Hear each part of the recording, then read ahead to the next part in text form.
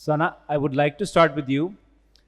If you could share insights briefly on your journey, which led to the promulgation of the landmark 2022 law, and whether slash to what extent your lived reality is different from the codified laws, and where you see the future headed with regards to that.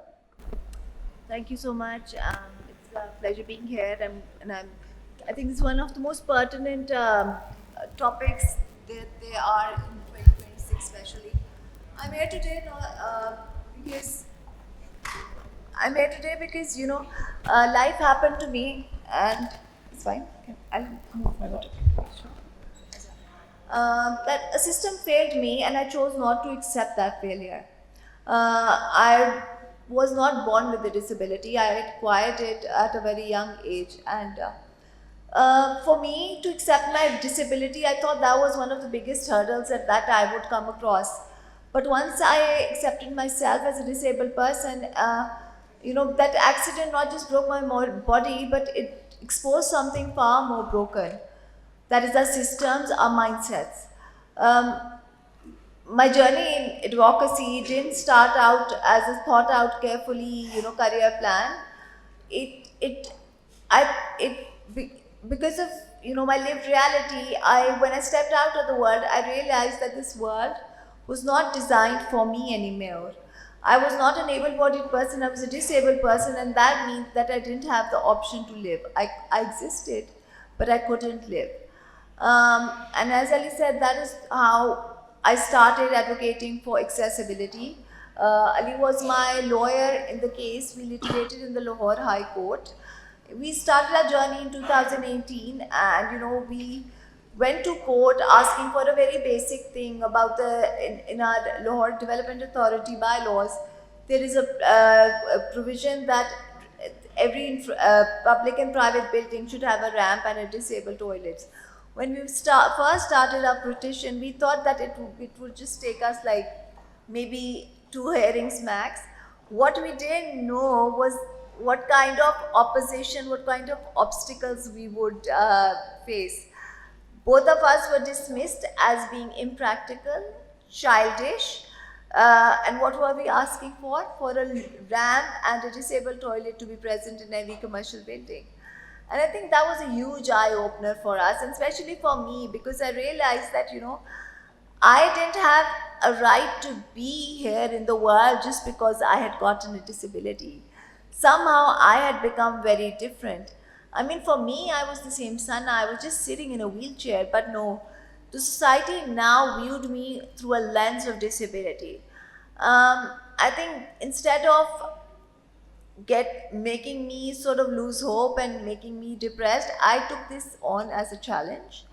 We litigated in the High Court in 2020, started in 2018, and those two of our petitions got disposed of in lieu of a higher Supreme Court judgment. But I think what worked for us that we're not easily, we don't give up easily. We were lucky enough to be in the court of a judge who was very empathetic, who wanted to do something for us, and we always laugh about that. We went to court asking for a ramp, and we came back with a huge law. The Punjab Empowerment of Persons with Disabilities Act got passed in 2022. It's a comprehensive act which we didn't have in our province before. Considering Punjab is the biggest province of our country, it was just unthinkable that people with disabilities were not even counted. We had to pretend that we didn't exist. We were not supposed to be visible. So I think getting that law passed, I think we at that point we thought it is one of the biggest and the most difficult things that we could do. What I didn't realize was that the actual work was getting that law implemented. I mean, I'm the sort of person who always views the glass as being half full. And for me to realize that, okay, getting the law was the easy part. The implementation part of it is a whole new different story. I am part of the council that works with the Punjab government on the implementation of this law. And I just regret to say that, it's a slow process, it's a painstakingly slow process. But to be a positive, um, things are getting done. At least we're having this conversation. I think 10 years back we would not be, we would not have had this panel. So I mean, to give ourselves credit, because as we are a developing country, this conversation has started, and I think people are slowly realizing that you can't just pretend that people with disabilities don't exist. We are very much present, we are very much there. Give us a seat at a table and let us talk for ourselves. We've had enough of talking, letting people talk for us. The slogan that we say, nothing without us, about us without us, that's very much true. Let the people with disabilities talk for themselves. We are, the same citizens as anybody in this country.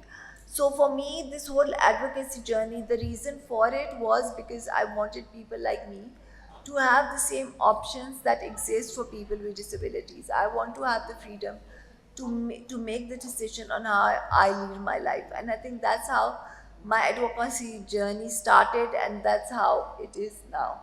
So, yeah. Thank you so much for sharing that. Really appreciate it.